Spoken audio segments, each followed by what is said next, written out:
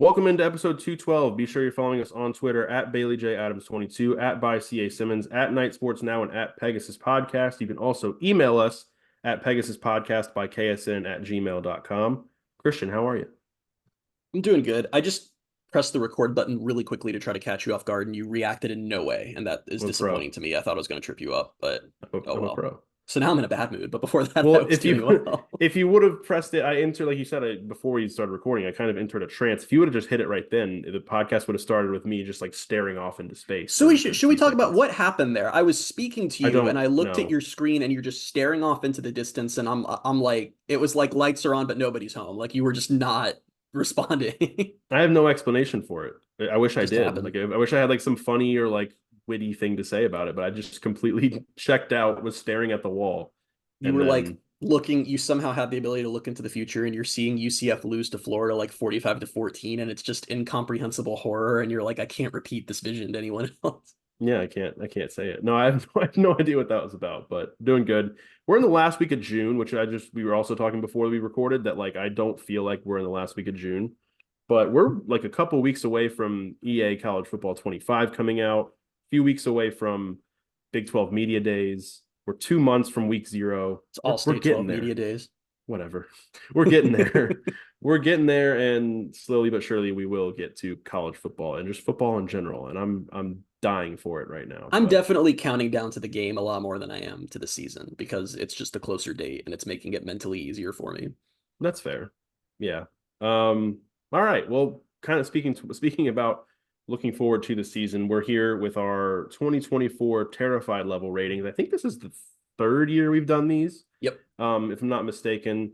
I think The we've now origin outlived the podcast we stole this from, right? Yeah, Which so is that was kind what I of was gonna say sad. is like the further we get away from the origin of this, I like it's like people who like I don't know, anyone who's listened to us for a long time like kind of knows I've mentioned it every year we've done it, but it's like every year I keep mentioning it's like that podcast hasn't been a thing for I think maybe 2 years now. But it was the LSU podcast on the Athletic, and it was Brody Miller and Chris Branch, and I think it was again I said this last year. I was like I have always credited Chris Branch with this idea, and I don't know if it was actually his. But it's basically going through the team schedule. They went through LSU schedule. This was years ago. Going through UCF's schedule and rating each team 1 to 10 on how terrified we are of them. And there's different factors here. It can be terrified of the team itself and how good they are, or it's just I think in the case of the Florida game, there's like an extra little bit of terrified of just the reaction of what would happen if UCF lost it. But And yeah, we learned very early on that you and I interpret this in very different ways because I think it's the first year we did this. I gave an FCS team like a 3 or something, and you didn't even think we were ranking the FCS team. So it's always fun to see how we approach this from wildly well, different philosophies. Well, it's especially funny. I meant to bring this up also before we got on the podcast, but you sent me a screenshot earlier where you were like, "Oh, ignore those numbers," because you had showed me some of yours. Um, you put Did you and not listen? Did you not I ignore? didn't listen because I had already read part of it, and then I won't spoil it, but the first two games, you had numbers below the scale because I texted you last night and said, "Are we usually do 1 to 10, right?" And you said yes. Okay, what did I do wrong? I don't understand. All right, we'll get there. Oh, But oh. I just figured all out right. what I did Do you want wrong. to Okay, let's just start. Let's start with I almost Okay. forgot which one was first. Let's start with I New even Hampshire. confirmed. Okay, well, I What did do you do it have wrong. 1 to 10 for New Hampshire? I have a 0 for New Hampshire. Which especially surprised me because I was like I'm pretty sure I checked with him 1 to 10 last night You or did, and two I nights ago. confirm. And you know what's even funnier is you sent me that text, and which in my defense, I think I was at like a party when you sent it, so I don't know how like I locked in I didn't was, know but that. in my head, like I remember you saying that, and me being like, "Duh, what else would we do?" Like being annoyed that you clarified and then still getting it wrong. I have New Hampshire at a 0 because 1 implies fear, right? Yeah, but it's the lowest on the scale, so I It's put a still, I 1. have no fear for that. I feel no emotions for that game whatsoever. I'm like a sociopath as far as that game is concerned. There's just nothing to think about for it. Like, I'm I glad feel you nothing qualified for that that game. as far as that game is concerned. Just for that game. But Yeah. I don't know. It's just that there's not like, it's obviously not a game that UCF can lose. We've learned over years of experience that even if the score's not gaudy, like if UCF goes and just wins like 35-3 or something, those games just don't matter. Those opening FCS games, they just don't mean anything. So I don't have any emotions for it. Yeah, no, that's fair. We don't have to spend much time on these first two. Like I put a 1 because it's the lowest on the scale. I'm not scared of them at all. Yeah. I don't even know what like that's The going to be. funniest possible thing is now if UCF somehow No, loses to New it's Hampshire, not. That would which not be it's not funny. like I'm just gonna say it. I'm not even gonna knock on it before saying it. That is a college football result that is not even possible. Like New Hampshire's not even one of the good FCS programs. This is just a game they're playing to have another home game. So there's really nothing to discuss. All We'll right. discuss the week of which Yeah. players will be where, all that stuff. But as far as like fear and worry about the game, there's nothing to discuss. All right. Sam Houston. 0.5. Michigan is Again, outside lowest on the the scale. I agreed put a upon 1. scale. Yeah. What's funny is last year, and this was maybe different because Sam Houston's. Well, I don't know how long was Kent State an FBS program? Was that last year their first year or no? Or was it 2 years ago? Kent State's been Yeah. FBS for Have they decades always and been decades and FBS? Oh, decades. have they Yeah. really? Okay. UCF shared a Well, conference with Kent State in the early 2000s. what am I thinking of? You're thinking of Kennesaw State, who joins That's what I'm FBS thinking this of. year. Yeah. Yes, you're correct. Okay, Anyway, I was very confused for a second. I'm like, Kent State's been around, but yeah, you're thinking of Kennesaw yeah, State, no, I'm which is thinking in Kennesaw Georgia. State. That was fun. But no, it was funny because I was listening a little bit to last year's Terrified Level Ratings podcast, and we talked about Kent State, and your big reminder to everyone was like, this is actually an FBS team. I just think this game's going to be like 38-14. Like it's not going to be the score that people think it's going to be. And then I was like, I heard you say that on like as I was re-listening, and I was like, what was the score of that game? I looked it up. It was like Like 56-6 or 56 something to like that. yeah. The worst part So about that is that that was not the only podcast I said that on. That was like a summer long reminder of me to the yeah, audience, which I'm going to defend a little bit because A, Kent State was really bad. Like UCF is not yeah. always going to beat a G5 team that badly. And B, it was just that fans were treating that like a New Hampshire game. And I just was kind of like, there's a big jump from FCS to low level G5. Like I at no point was I like, oh, UCF's in danger. It was more from a perspective of, I'm going to be frustrated if UCF wins that game like 35-3, and then fans are like panicking that it wasn't by more, was where I was coming from. But I'm going to put Sam That's Houston in fair. that same boat, though. I got to say, and I feel like I'm an authority on Sam Houston. I'm trying to count. I think I watched, and I'm not exaggerating, I think I watched like 5 or 6 Sam Houston games last year because Conference Why? USA kept putting them on like Tuesdays and Wednesdays. So it'd be Hmm. like the only game on TV. So even though they literally went 3-9 last year, I seriously think I watched like 5 or 6. Like I'm looking at the list and I remember these games. So I'm an authority on them, I've decided. And they were pretty bad last year. They were a power at the FCS level, like they're a recent national champion. Yeah. So I expect they'll get better and eventually be good at FBS, but it's not like a game to worry about or anything. It just might not be it's kind of like what I said about Kent State last year. It just might not be a score that every UCF fan is perfectly happy with. It might be like a 38-10 or something. The only thing that qualifies me as an expert or an authority on Sam Houston is the fact that I cover one of their former players who plays for the Bucks. He's There you he's go. going to be a starting cornerback this year, so that'll be Do you think it's interesting. weird that UCF is playing 2 different Bearcats this year? That's interesting, right? Yeah, especially with the Bearcats, the Sam Houston Bearcats being the K Yeah. I don't Bearcats. think Teddy Bear is the reason they're that name, but Oh God. All right, let's move into let's move into the real games. oh no. I think I said something like that 2 years ago, and we were like, that sounded bad. Now you called something. I think you called one of UCF's. I don't know if it was an FCS game, or if it was just a non-conference game. You called it their dumb games. I That's think you so said. insulting. I've repeat these 2 games, Um, New Hampshire and Sam Houston, I've repeatedly referred to as the fake games, which is really insulting to those teams, and they really need to stop doing that. And and I I understand that, that's mean.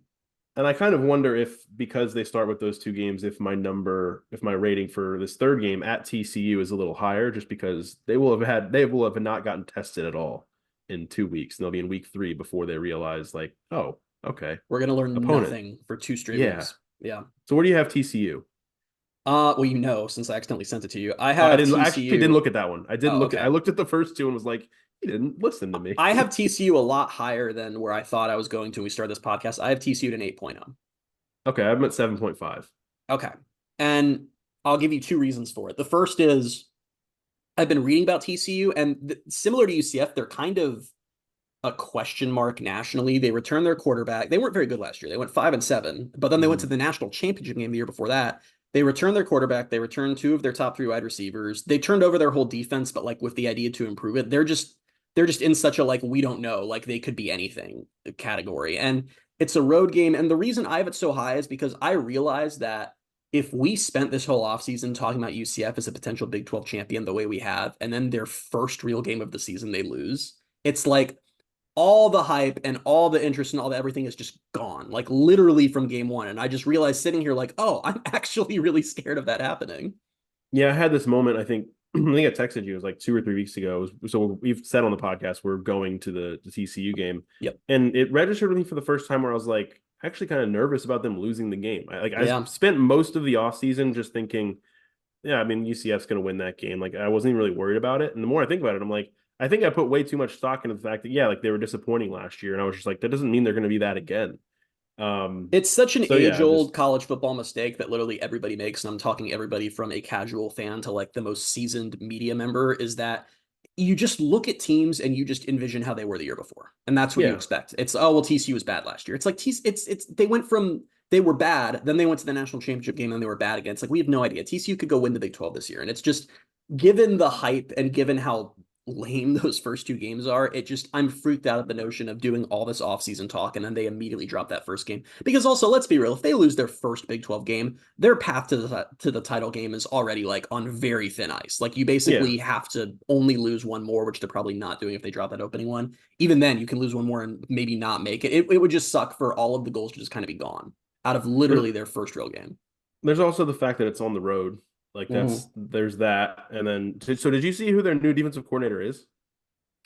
Oh, yeah, it's Andy Avalos, isn't it? Yeah, Boise yeah. State Which I coach. was like, that's I don't know. I just stuff like that kind of just happens throughout the country, and I'm like, I miss it when it happens. And so as I'm doing research for this, I'm like, oh wow, okay. Yeah. Um, Which, he is but 0-2 against UCF as head coach, so maybe that's some kind of good omen. I don't think that means anything, but something to keep in mind. did a good job. What was the score of last year's game? Like he did a good job defensively against 18-16? UCF. Yeah, it was the UCF. Well, except I don't know. I don't know if UCF will go into this year's game against an Andy Avalos defense and bat the ball to the defense in the red zone. Happened That twice happened in that game. twice in that game. Kobe and Yeah, Javon both did that. And then Javon went on Twitter after the game and said, I will never, ever do that again. And I was like, why neither would you have did to say again. that? Like, that's not a thing that happens often. And then he did it again against West Virginia. The exact same thing. Yeah, so that's great. I So I need have them at someone who just 7.5. understands either football or physics or maybe both a lot better than I do to further explain how Javon two separate times landed in a way where he kicked the ball into the hands of a defender. Like I've never seen it happen, and then I saw it happen 3 times in one season. I was gonna say too, but if like the fact that it happened to UCF 3 times, where like I've seen like passes go off guys' hands and into the defense. Like I'm not talking about that. It was just all three of them were so unique in the Yeah, way that they happened that I was like the fact that all of them happened 3 times, like separately, 3 times in the season. It's bizarre. I don't understand it. I have no answers for you. I don't know. I Yeah, will blame Javon for them, but I have no answers for how they happened. yeah. All right, the fourth game back home, Colorado. I Am I have them going at first every 7. I'll time? do Okay, no, I I'll was do it. I'll okay. do it this time. I kind of forgot that you keep going first. I also have this one at 7.5. I have them at 8.0, Um, like I do okay. TCU. So we agree that we feel the same about both these games. I just feel slightly more worried than you do. Yeah, which I think is probably like accurate. Like I just you tend to like in past off seasons and stuff, you tend to be a little safer, and then I will let my imagination run wild. So let me tell you part of why I have this one a little bit higher, though, is this is probably going to be the most watched game of UCF season. Because every single Colorado football game from last season, especially the ones early in the season, we're getting insane numbers. Like numbers that were beating out like Ohio State and Alabama. Like Colorado for a while there transcended just college football and just sort of hit like a cultural level that no one really in college football has hit Hmm. since probably like Johnny Manziel in 2012. And that's already gearing up again. And this is so early in the season that they're still going to be in that boat. So this is going to be, there's going to be a lot of eyeballs on UCF and on the bounce house. And I just hate the idea of them going out there and losing that game. And I also feel like we've been like, I'm not gonna say we've been talking trash about Colorado, but like kind of discounting them when we look at the schedule as a whole. I don't think they're gonna be that bad. I don't think they're gonna be winning the league, but I think this is a solid team that can absolutely come in and beat UCF.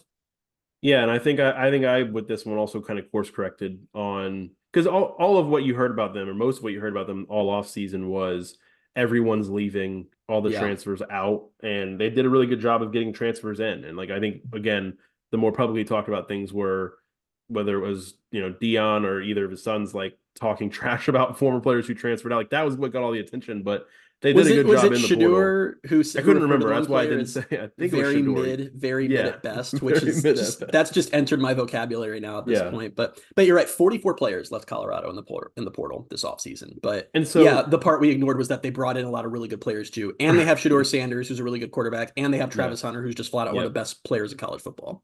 That's the thing is like you know, even if they're not going to be, winning 8 or 9 or 10 games this year, they're going to be talented. Yeah. And I don't with UCF, like I don't know. I feel like sometimes under Gus, I'm like if the other team is more talented, like sometimes that will just win out. The And only thing that I'd give UCF a little bit of a nod on is that seems to be the home game that the fan base is coalescing around as being really oh hyped yeah, for. So I think it'll be a crazy atmosphere. But we've seen crazy atmospheres at the bounce house that Malzahn has still not won in. So you never know. that and I look at that game and I kind of have it up higher too. Is like I think that game could be like a crazy shootout like that. And then when you get into Maybe. a crazy shootout, like it just you can lose. Like it's just that sounds They're gonna be obvious, but like like looking on tape at like UCF's DBs and they're gonna go to Travis Hunter and be like, why don't you just do offense this game? yeah. Like, And I don't know because I think last year Colorado's defense was bad, yeah. and I think it might be bad again. There's still a lot of questions there, but I think offensively they'll be good. And I don't know. It's gonna be one of those like you said with all the attention. It's just that heightens the fear of it too. Colorado will Um, have played 4 games coming in the UCF game: North Dakota State, at Nebraska, at Colorado State, and Baylor. That they could be literally any combination of records you want off of that. They could be 1-3, but they could also like very easily be 4-0. There's a very real chance that's a 4-0 Colorado and a 3-0 UCF. Like that's not yeah, even sort of off the table. And and I think that scares me a little bit. again, like it could be anything, and I think again this was more course correction. But earlier in the offseason, when I saw that game against North Dakota State, I was like, Colorado might lose that game, and I don't know that they will. They probably won't. But North Dakota State's one of those like they're good. They are a powerhouse, So they are, but and I've also cooled on that a little because I was reading about them too, and their coach left this past off season, and they've been yeah, like they're still really good, but they have been on like a little bit of a steady decline the last couple years. So I don't know if that's as big of a thing as it would have right. been 3 years ago. Especially now knowing like Colorado actually did decently well this Yeah, offseason. So, yeah. up next is at Florida, What do you think I have this at? You tell me my number. 10. Correct. Okay, I didn't put 10 on any of these, so this one I have at Really? 8.5. Yeah. 8.5 Yeah. for the Florida The game. highest I have on this list is a 9. Buddy, no, I don't agree with you. Okay. No, I don't need you to. It's I okay. can't.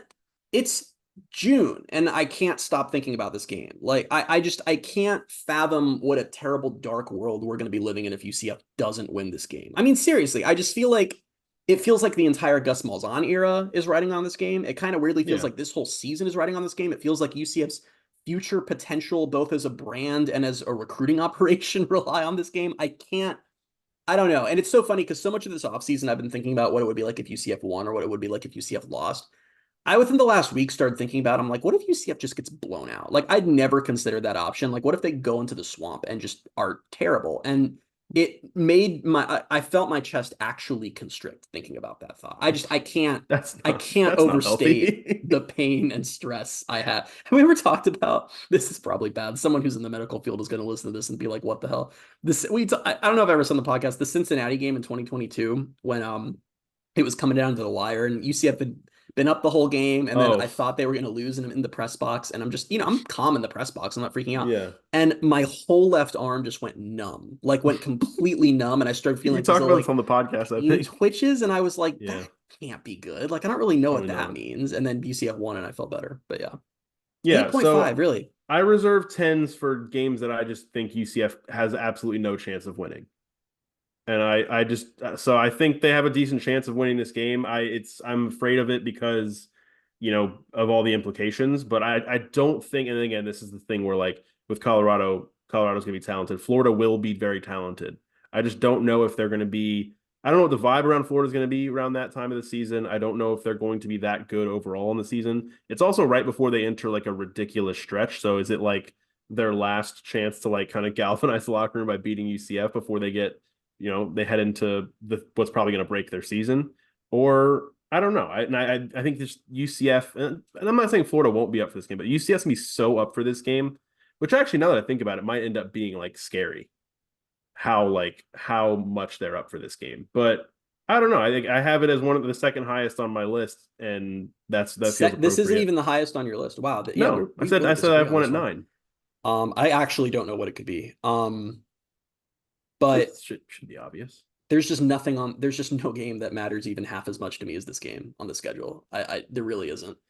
I And mean, that's I probably not agree. It healthy, doesn't but matter to me. It does. This one matters to me more than every other game, but it doesn't this terrify me is more where than every you and other game. I have a philosophical difference. It was what I talked about And that we we do always this will. that we do Every this year we every do year this. because you said something earlier that you said, well, it's because I would reserve 10 for if a game that a team that I knew UCF can't beat. If UCF is whenever UCF's gone into a game that we know they can't win, I don't feel terrified. I just feel resigned to that they're going to lose the game. Like when they were going to go I play guess, yeah. Oklahoma this year, I wasn't like heart pounding in my chest. It was just like, yeah, they're going to get killed. Like, what can you do? We'll watch it. It'll be over. A game where there's this much on the line. I mean, this is the most important regular season game. When did they last play a regular season game this important? Get the game day game? Probably. Like this is a Yeah. once in 5 years regular season game to me, maybe even more. And I'm so freaked out by what the potential result can be in this game. I also am starting to have the sneaking suspicion that Florida's not going to be as bad as people think. Because when I started doing research on them, it seems like people are more into just how tough the schedule is versus what they actually bring back. Like Florida's got a lot of really good players. I don't know if they're I don't know. I feel like we're more thinking about the final record than what they actually have. I don't think this is some like game where UCF is wildly more talented than them. They also weren't that good last year, were they? No, Like they're bringing a lot of people back, but like they're bringing a lot of people back from a team that was very mid at best. very mid at best. There it is. So But again, they went 5-7 last year. It's not like they were a yeah, train wreck, you know. yeah. I Wow, don't they know. lost their We'll last see. 5 games. It's probably gonna happen again this year, Yeah. honestly. Maybe the last 5 or 6. But I will say another thing because that's been a debate too. Is I don't remember if we talked about this in the podcast, but the Athletics podcast did a thing recently where they were talking about potential trap games and they were arguing about whether UCF's a trap game for Florida or not. And Mm. their argument was because it's what you said after UCF, it's at Tennessee, Kentucky, Georgia, at Texas, LSU, Ole Miss, at Florida State. Like every single game after UCF is a nightmare in its own way. But I don't know about the fan base, but I know that there is no way Florida staff and Napier in particular don't understand the gravity of losing to UCF. Like I think they're going to have the team ready for that one because I think Napier also knows that like he's fired if they lose that game. Yeah, yeah, that's true. Um, Next God, up I is don't even have a guess for what game you have that you're how more do you terrified of not? than So Florida. if you look at it, we'll take a pause here. Look Okay. at it through the lens that I look at these ratings of like the team. Like So I'm it's just the looking toughest team they're playing. Is that essentially like that's a large part of it. I don't know, Utah? We'll get there. Okay. Cincinnati at home is next. I'm not 0. scared of this game. I'm at 4.5. I have 6.5. Okay. And I again, it's like where we just go to philosophical differences. I have it at 6.5 just because I'm always going to be terrified of losing to Cincinnati because I hate their fan base so much, and they can trot out a terrible team of walk-ons, and I'll still be like a little more worried just because it's Cincinnati. But Now that I re look at this in my head, I think I look at this through the lens of like the how terrified I am of UCF losing the game. okay, that's what I'm doing too.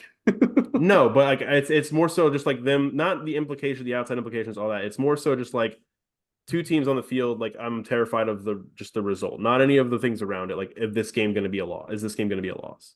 Yeah, Because my notes for Cincinnati for my 4.5 say they just don't scare me, and then under that it says Satterfield bad. That's all it says. I don't think he's a good coach, even oh though man. he did beat UCF twice at Louisville. But So I didn't realize they don't even have a quarterback yet. They haven't named yeah, a no, quarterback. It's probably going to be Brendan Sorsby, who came in from Indiana, which is like, woo, congrats. But I don't think they're going to be good this year. I think they're probably going to be better. Like, I think they're mhm. probably moving in the right direction. I don't think they're going to be 3-9 again, but it's just, and it being in the bounce house. And I think that at the end of the day, UCF's just ahead of them in their builds. And I don't know. You never know what can happen, but this isn't one of those games that I'm freaked out about. But at the same time, it's like, it's just so different from, I mean, when we did this, the terrified ratings when they were in the AAC, it was like just a bunch of like 2s and 3s. And then there would be Yeah, like a couple games we'd have ratings for. It's like, it's still Cincinnati. Like this would have been, if this were in the AAC with Cincinnati's exact roster, this would be like one of the 2 games we're going to talk about. And now it's one of the afterthought ones. It's so weird. here's a nightmare scenario: they beat Colorado and Florida, and then come back home and lose to Cincinnati. That's not a nightmare scenario to me because like if I had to pick in my head, like I just want them to be Florida. Like That's fair, but it's like also whatever it happens would. after happens. I'd be very pissed. Like it would just not. It would be so bad. I think the It would nightmare be very scenario is they bad. go 0-3 on that stretch. They lose to Oh Colorado, they yeah, I lose mean at that's Florida, and they fair. lose to Cincinnati. Like Gus could never ever win back the fan base after that happened. Like they Mm-mm. could then go I undefeated in don't know. 2025 and he would still not win back the fan base. Fair or unfair, I don't know that he's going to win back the fan base if they lose to Florida. Like I think people are just going to And jump. that's kind of what I was getting at with what I was saying with mine was if they lose to Florida, it just feels like there's nothing that can happen the rest of the way that's going to make the season better. Like because the truth is that say that, and I would lock this in now if They I run could the table. probably, but yeah, but that's what I was going to say. So say UCF loses to Florida, but then they literally go and win the Big 12 and make the playoff. That would obviously be amazing, and we're all going to be happy. But Florida fans are still going to it would almost hurt the Big 12 because the narrative would be like, wow, look, the Big 12 champion couldn't even beat like a lame Florida team. Like it's just and it just Yeah. maintains that hierarchy in the state forever of even your very best playoff season, you still can hang with us. Like I just there's so few ways that the season stays on the rails if they lose that game. Yeah. Okay, we're back to at Iowa State. I went 8.0. first last time. I'm at 7.5. I Okay. think it was like if I don't know, now that I say this, Zach is going to meme this because it's like any team on UCF schedule that I was like, yeah, I think they might be decently good. I hit the 7.5 button. It was just it's not that was my third 7.5 on this list already, and I have another one later on. So Iowa State's Because more than decently good. They think they're going to no, win they the are, league. yeah. Yeah. Yeah, they're good. They're good. So Their defense I is don't know. scary. They might be the best defense UCF plays this year. Defense is good. They've got 8 starters or 9 starters back on defense, 8 starters back on offense. That is less important, I think, than the defense because their offense wasn't great last year. They had their game, like they had some games where they were really good, but they also Mhm. had some games that were some stinkers. I also just like I don't know. This is gonna be a scary road game. It just is. Might be cold. I don't know. What's the temperature Yeah. like that Mid around that October, time? Mid-October. It's probably cold. late October, Huge probably. stadium. I think it's like the biggest or second biggest stadium in the conference, and they fill it for every game. Let's look up Yeah. October Ames, Iowa temperatures. Essentially, I put like I had two like high ratings, and then all of the other like good teams on their schedule I put at 7.5. Now that I'm looking at it, The weather actually um, won't be that bad. High 63, low 40 are the averages for that October. So sounds that's actually like lovely. lovely football weather. So never mind. UCF is going to be invigorated by the cool Should weather we and have will beat gone to Iowa State. Ames? But no, we should not. I'm sorry. I don't want to offend anybody, but I'm not going to Ames, Iowa under any circumstances in my life. I Sorry. just thought about it the other day. And I was like, it's probably gonna be really hot when we go to Fort Worth. We ran into this. It is because it's Texas in September, so Yeah, it's not looking good. We ran into this when I did for Night Sports Now a couple years back. The ranking the road trip is some those went over people. well. Oh man, some people really value the charm of small towns, and I'm not one of those people at all. And I think you people who do feel that way are wrong. You So I people. just, you people, That was I a don't know. I just we built big cities for a reason. Like, and I'm not saying all small towns are bad. I've been to some small towns I like. Like I went to You probably Athens. need to stop talking. You probably do. Athens, I went to Athens where the University of Georgia is, and I loved it. Like I was like, I absolutely could go live here. And Is I've that a small also, town? I didn't know. I mean, I'm just genuinely asking. Is that a small town? but this is what I was gonna say is like I don't know. Now we're gonna look up the Athens population, which is no, I guess it's really not. When I thought about it, I was like, Athens doesn't seem like a small town to me, but I might be wrong. Just 'cause I'm just thinking Oh of it in wait, I'm terms looking of at the Georgia. population of Athens, Greece. Hold on. I feel like Oh gosh, 120,000 people. I don't have any. I Well, here, You let me could look up ask the me. Ames. Let me look up the Ames population. Would you say 120,000? 120,000. Ames is 66,000. So Athens is Oh twice heck, the yeah, size of that's Ames. Yeah, so crazy. maybe Athens isn't. Maybe that's why I I liked it have because it's not a small town. I have no concept of like how many people live in a given city. How many people live in Orlando? Can you tell me? I don't know. I could not tell you. I So you said think it's 120,000 in Athens. yes. I'm gonna I'm looking embarrass it up. myself with this answer. I don't know. 620,000. No. How much is it? 2.6 million. Oh, really? Yeah. Oh, okay. Well, then I didn't. Yeah. See, I'm telling you, Did I did don't you have any know idea on the scale did of you know like that Orlando is one of the fastest growing cities in America? Hashtag charge on, hashtag future of college the football is future here. of college football. Have they kind of given up on that? I haven't Is seen that any still a future of thing? college football. I feel like it doesn't play as well when you announce that as your new slogan and then do bad in 3 straight seasons. Like I think that's hard to. I said something along those lines. I don't remember when it was. I don't remember if it was toward the end of 2022 or if it was I last remember season, but this. I was like, you can't call yourself that and then do what you just did. I'm not I just don't going to turn remember this what into moment that trivia, was. but do you want to give me the Tampa population? Do you have a guess? Not really after that last one, but 1.8 million. 3.2 million.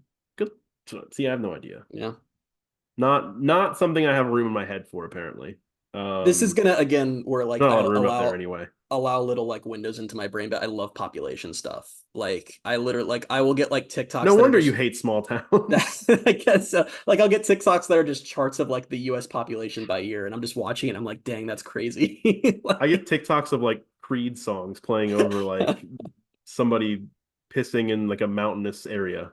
um That's legit. That's a real thing that has happened in my TikTok feed. that's interesting. I wonder if we had a lot of listeners who were in small towns. If so, I appreciate you listening and I don't hold anything against you for that. And I'm sorry for anything I've said that has upset you in the last few minutes, but we can move on. Yeah, let's move on. BYU at home. I have BYU at a 6. This is where my research began to fail me because I kind of just ran out of time and was like, I don't know what I put them at a 5. I don't know. They weren't very good last year. I think they're gonna be better this year, but I don't think they're gonna be that good.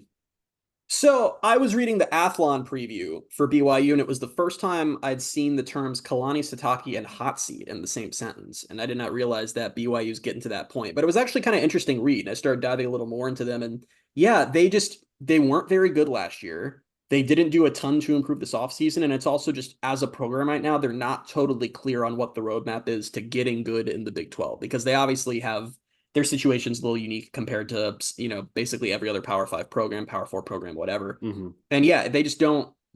There's not really an expectation they're going to be much better this year. Now that doesn't mean they're not a team that UCF can lose to, which is why I have them at a 6. BYU is always good. They're never terrible, but this isn't going to be one of the toughest teams they play this year. Yeah, I kind of just look at the other three newcomers from last year as like they're just firmly behind where UCF is right now. That's kind of just how I feel. I think BYU's better than Cincy and Houston. Like they're in a better Yeah, spot. They're closer, I think, but I still think they're not quite there yet. Not that UCF's 100% there. We have to wait and see what happens on the field, but just everything we know. we've declared UCF the Yeah, best of the new. Well, Houston also. I mean, Houston they're breaking a new coach. Like I think Houston has the potential to be better down the road, but they're not now. Not that yeah. UCF plays them, but yeah. Um, and with BYU, it's like I looked at them and I was like, I don't think they have a starting quarterback name yet, but one of their quarterback options is Gary Bohannon, who I still never know if it's Gary or Jerry, I but think it's Gary. I don't know. That doesn't if he's going to end up being the starting quarterback, that doesn't scare me. I did we have this conversation on the podcast or not? Because I don't want to repeat if we did when we talked I about don't Bohannon at know. BYU. I I don't said know. okay. Well, if we're repeating it, I apologize.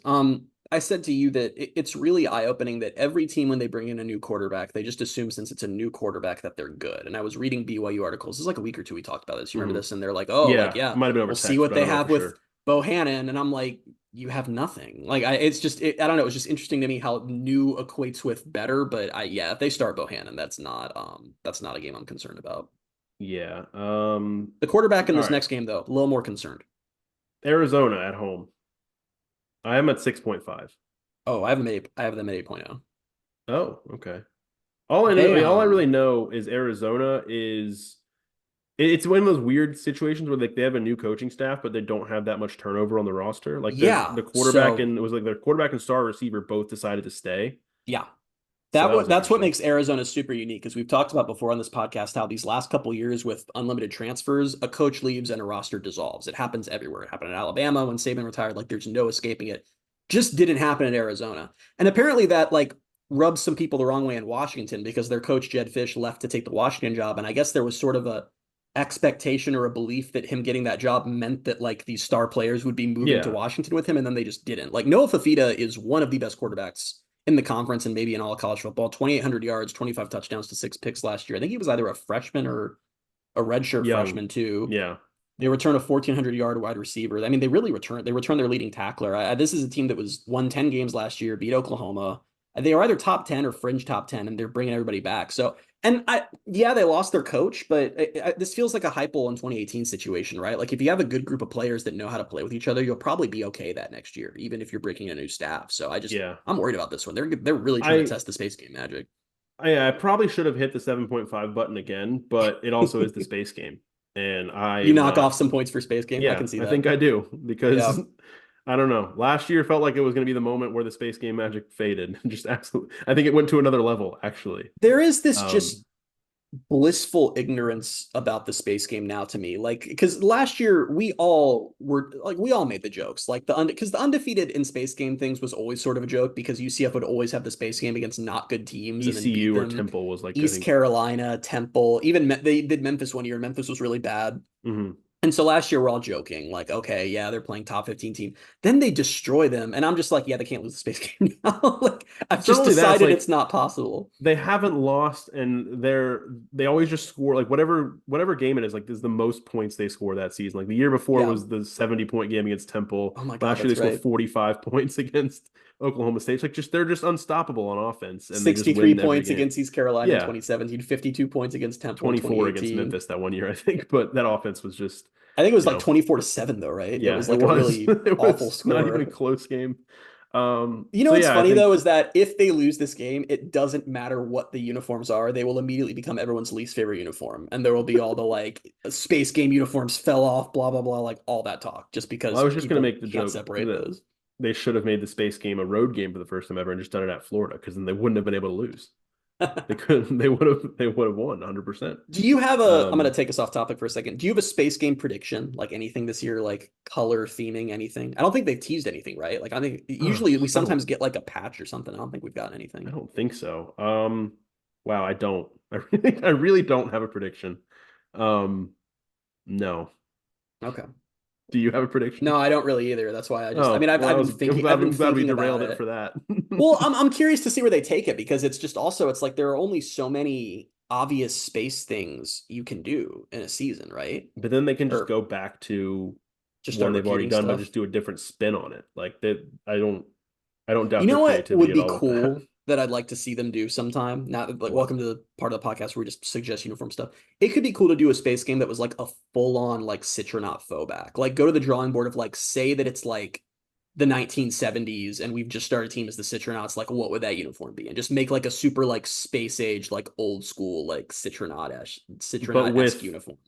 but with Canaveral blue, not with like the orange and Yeah, like no, green with like effect. yeah, with the cool colors like Canaveral Yeah. blue and black and all that. I don't know, that could be a cool take on it at some point, I but think it could be cool. The only thing that I cringe a little bit when I hear Faux because the Rays did it one time and it was just it was really horrible. bad, right? Yeah, it was really bad. I remember more the reaction than what the actual It was, I mean, uniforms were, I but was in maybe middle school at the time, but I see yeah. pictures of them sometimes still, and I'm like, I was like, by that point, I was like, you have throwback uniforms, which is what they wear now, actually, as throwback I'll give a uniforms. color prediction for the space game. I'm gonna say white Okay. or gray because they just did blue, they did black the year before. It's been a while since they've done white or gray. I think it was 2021 and 2020. So there you go. Yeah. Do you think, because with the white, they have to get Arizona's permission, right?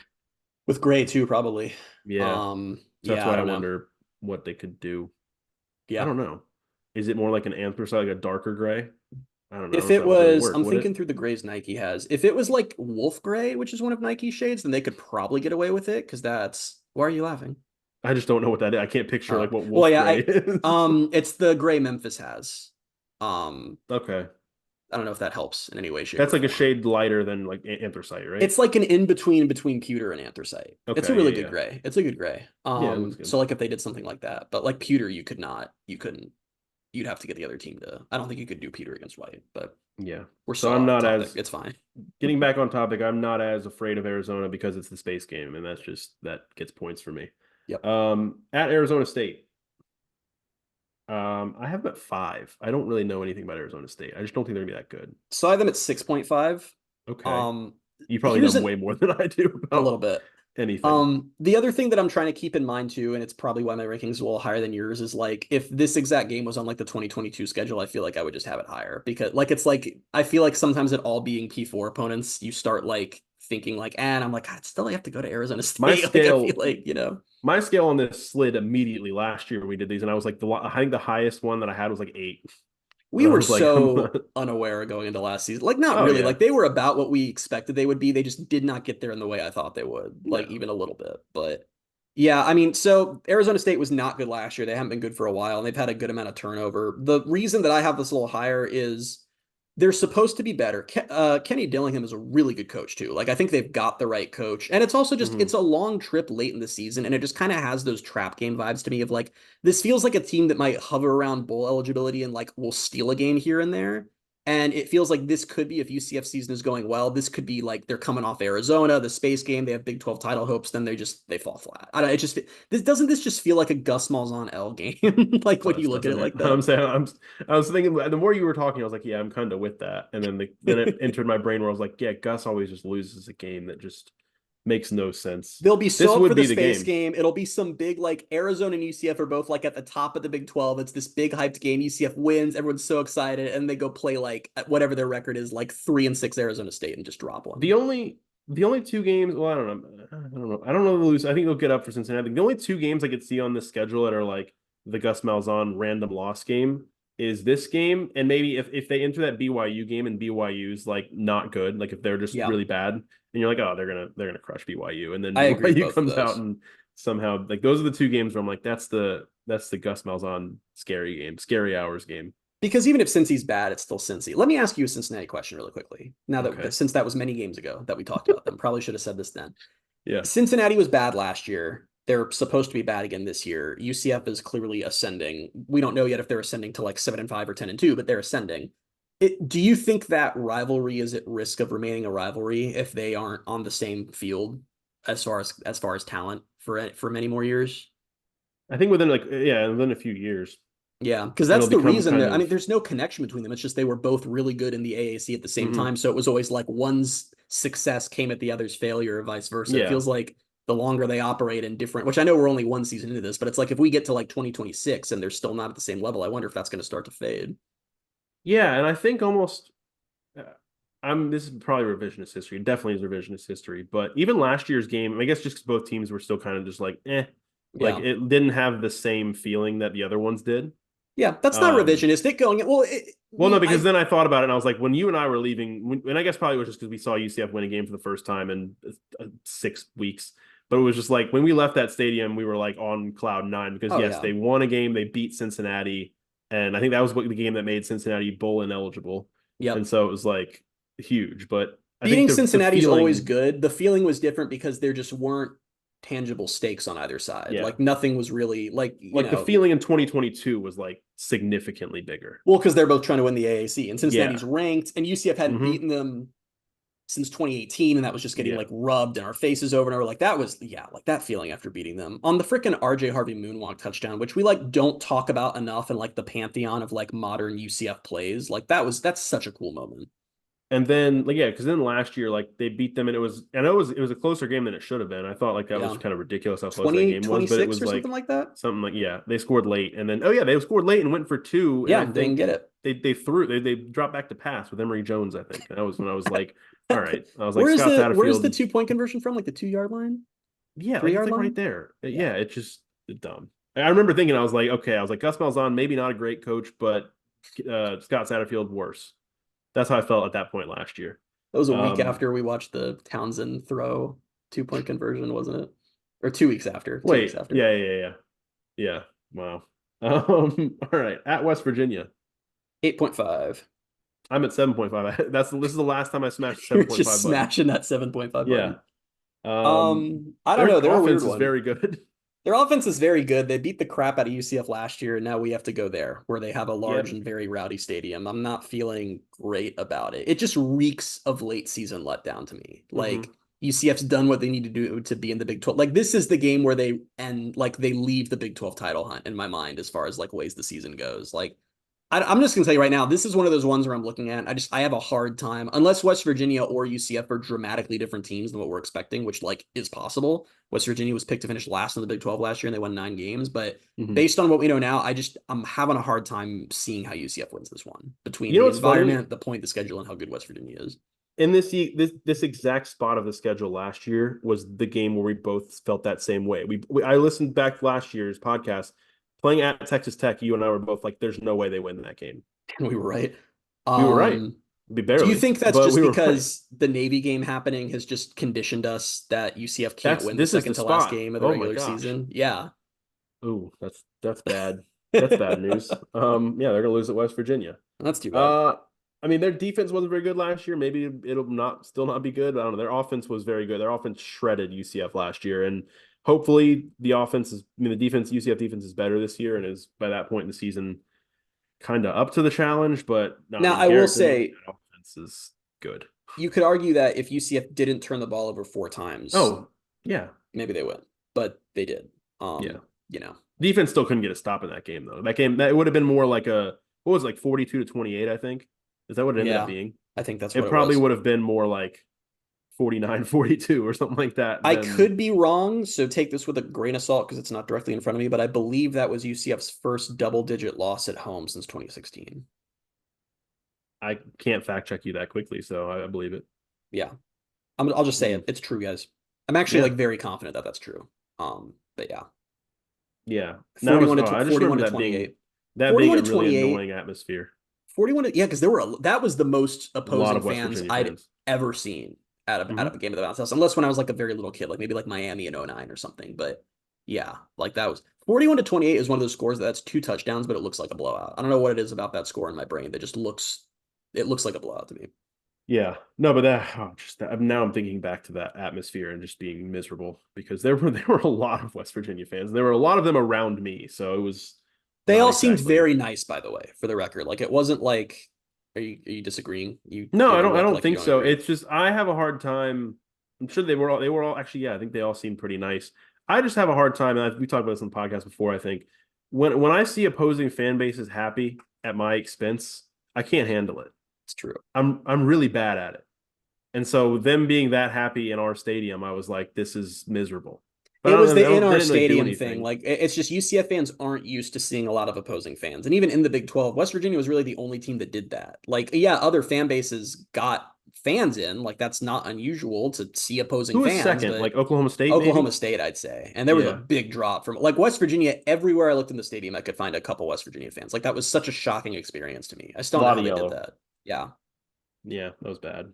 It was bad enough that, like, remember, weren't there like Twitter wars with like UCF fans being like, if you put your tickets on the market, like, I hate you and all this Probably. stuff. I Like, I mean, seem to remember that probably. being a thing. Yeah. Yeah. All right. Utah. I'll go first since we already got to mine earlier. This is the one I have at 9, just because I I have think it this at, is the best team UCF's playing this year. I have it at 8.0. They're just they've been a good program for like a while now. Okay. Well, let me ask you a question, and maybe this is where I have problems, but if you can click a button right now, UCF wins at Florida and loses to Utah, or loses at Florida and beats Utah, which are you picking?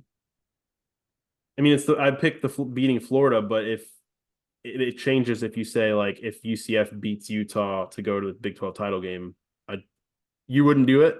I think I'd still You pick Florida. because of what you said earlier. You're I like they could really win want the to Big 12 and look. I don't know how, yeah. and we don't need to keep getting into it because we already did a whole podcast on it. To me, the result of that Florida game is not a 2024 season result. That's a brand altering moment result. Like, so I'm looking beyond the season as far as how important I think that game is. Do you think though? This is where we're getting deep into the weeds on this. Like it is. I agree with you on that. And I agree what you said earlier about if they win the Big 12 and make the playoff, Florida fans are still going to have that like, oh well, you went to the playoff, but we More still than beat Florida you. fans, But yeah, SEC fans, Big Ten there's gonna be fans. that. Yeah. But what about what it does outside of that? What about what it does if UCF makes the playoff as Big 12 champions in the first year of the 12-team playoff?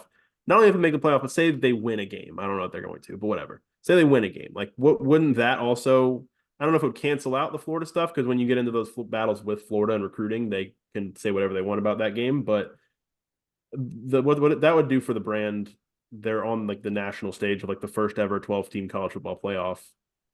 That'd be cool. I mean, TCU went to the national championship game. What did it do for them?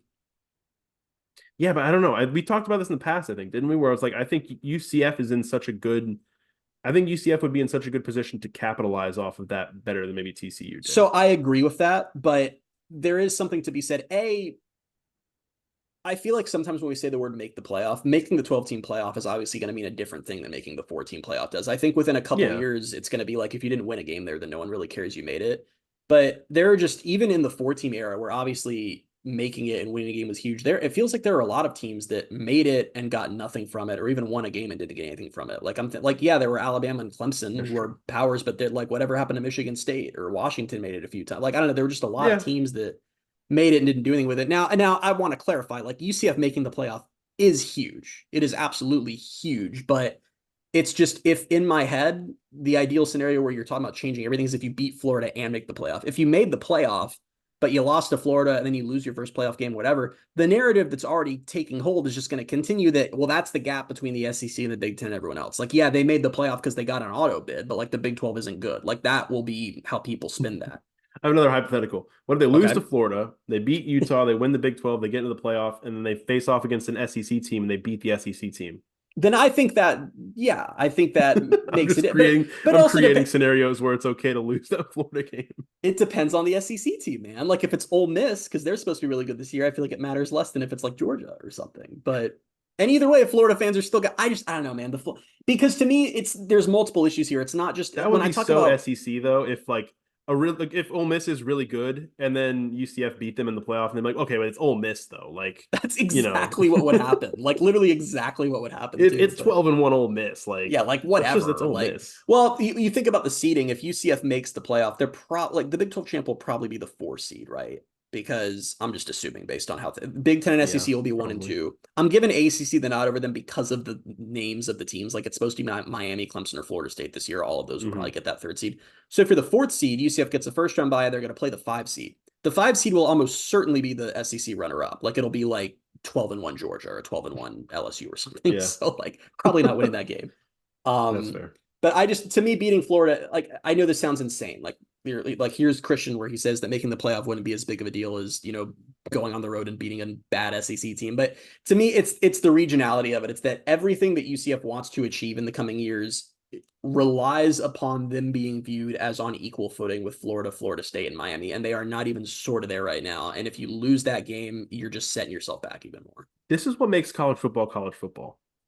Because when you think about like in NFL terms, there's no one that would ever say like, yeah, like, oh, like the Bucks have to beat the Dolphins in week 5, and they need to do that rather than make the playoff and go on a run to the Super Bowl. Like whatever. It's such a college football thing, and I love it. But it's honestly, you're absolutely right. And like a perfect example of that is like how many games total has Ohio State lost in the last 3 seasons? Isn't it like 4? Like 3 of them into Michigan? Something like that, 4 or 5. They've lost 6 games in the last 2 years, but unfortunately, half of those have been to Michigan. So everyone wants Ryan Day fired. And now it's funny because I've talked about it many times. I listen to a lot of college football podcasts. My favorite is probably The Athletics, and one of their guys is Ari Wasserman, who was an Ohio State beat writer for a long time. And there was a show that I found so interesting a couple months ago where he said that at Ohio State, it's a bigger deal to beat Michigan than to win a national championship. And the other hosts laughed at him and were like, okay, relax, that's not true.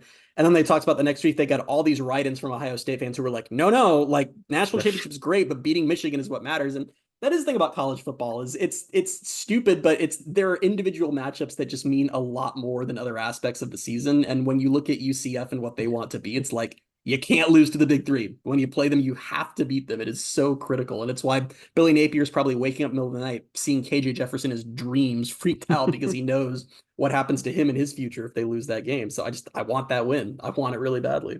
Yeah. Anyway, but to wrap this up, back to Utah, like they've got one of the best on Utah. They've got one of the best quarterbacks in the conference, and Cam Rising, as long as he's healthy. Kyle Whittingham's, I think, a fantastic coach.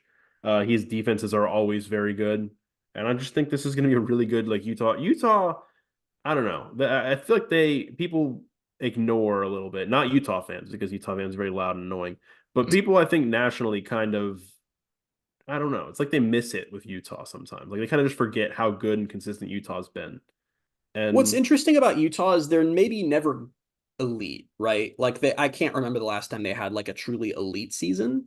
But they are never, ever close to bad. Like, they are always good to great. I think my opinion of Utah was legitimately warped by, was it last year or 2 years ago, I think, was when they got to the Pac-12 title game and played USC and just absolutely murdered them. Yeah, that was 2 years ago. Yep. Because they were just a way more physical team and just they could not be stopped. No, they're tough to play. Like, and that's been a thing for the whole Whittingham era. Is I don't know how they do that. They just build these really gritty, awful teams that you hate every second against. Part of the reason I have it a little lower, and this is where like I'm going back on some of the stuff I just said, but in my head, I'm kind of like, if they actually manage to get to Black Friday with Big 12 implications on the line, then like the season was a success. Like it's what we were hoping it was going to be. I'm too afraid if we get there and this game is big for Utah, but not big for UCF. And I am a little curious about Cam Rising because when he was healthy, he was really good, but he hasn't played since 2022. Like, I don't know what type of player he's coming back as. That's And true. also just blind, ignorant faith in UCF. I just can't fathom them losing a primetime Black Friday game in the Bounce House. Like, I can't Oh, picture I that could. in my brain. I just I can't. can. I I just can't can. do it. Yeah. All right. Well, that was fun. Ah, man, we always do this when we get into these like kind of I don't know what you call them, like the gold standard topics of like the Pegasus podcast that we do every single year. When we get into these, it's like that's when I start to feel like the season's so much closer. Like I I know. said to you before we got on the podcast, it's like we're at the end of June, but I don't feel like we're that close to college football. You said Now it on the we're podcast. Oh, did I? I think I Yeah, said it both. But it's like it doesn't feel that close. And then now that we've had this conversation, I'm like, man, it feels like it's actually like tomorrow. I know. Because you start to think like these are real games that are going to happen in just a couple months or 2.5 months. So I mean, we're not that. It's good. It always, for me, I don't know about you, media days is when it really starts feeling real. Like something about just like, because then just the hype sort of it turns from like feels looking back to looking forward. I don't know. July, like that second half of July is when I start to feel like, all right, like all the media days are happening across college football. Like it feels like it's coming up. Then you get into August and those first, like, or those, maybe not the first week of August, but like the second and third week of August, you're like, oh, it's dragging. Like, oh my Takes God. so damn long once you're And in then you August. get to week Every day zero. is an eternity. Then you get to week zero, and it's like, okay, I'll watch these like few games that are on. Then I think this year, like week zero is pretty decent. It has like Florida State and Georgia Tech, and Ireland is one of them. Yep. Not that I Pretty don't know, decent. that's gonna be, Florida it's not State's gonna be a going to very win good that game. by like, Yeah, I but always again, like it's just watching, ever since the UCF Ireland game, I always like watching the Ireland game though, because it's just like it's also nostalgic. though.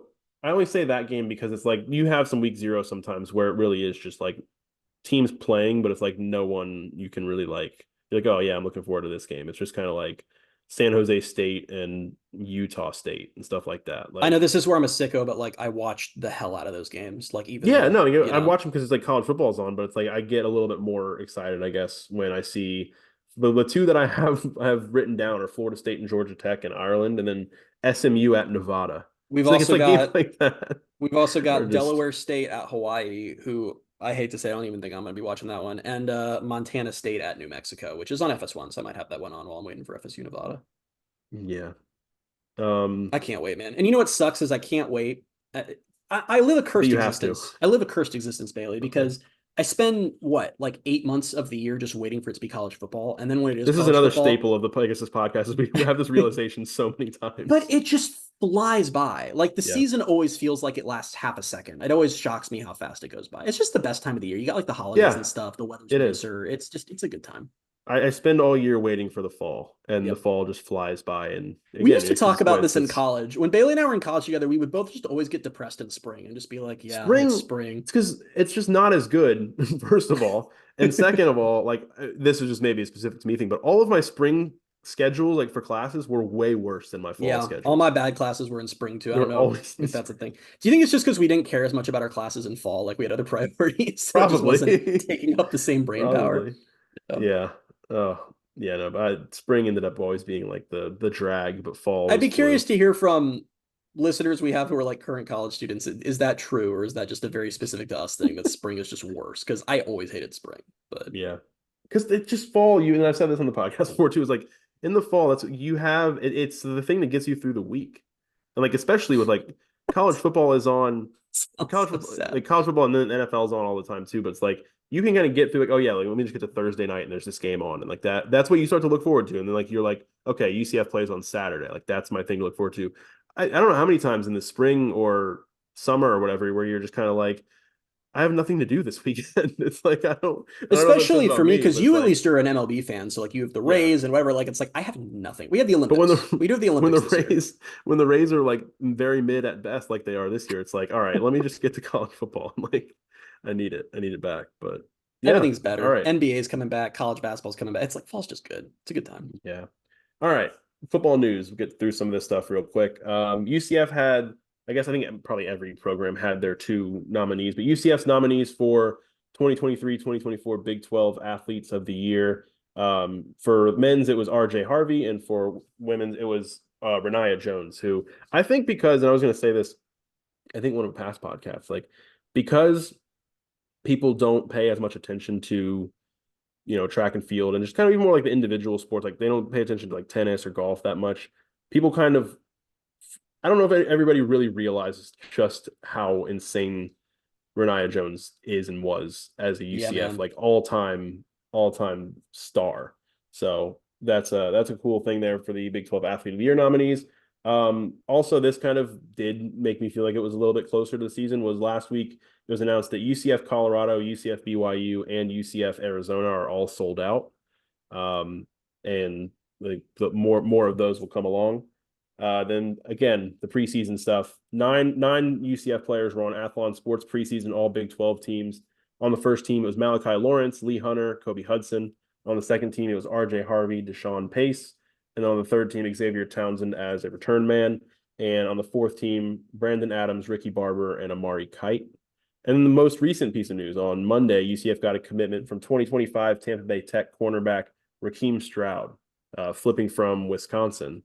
That's pretty cool. There's been some gross recruiting news lately. Just, UCF potentially losing a couple guys. So that was nice to see. It was particularly nice to see. I love that Brandon Helwig interviewed him, and the interview, Raheem Stroud, literally, he committed to Wisconsin not too long ago. And according to the interview, UCF called this month, I think.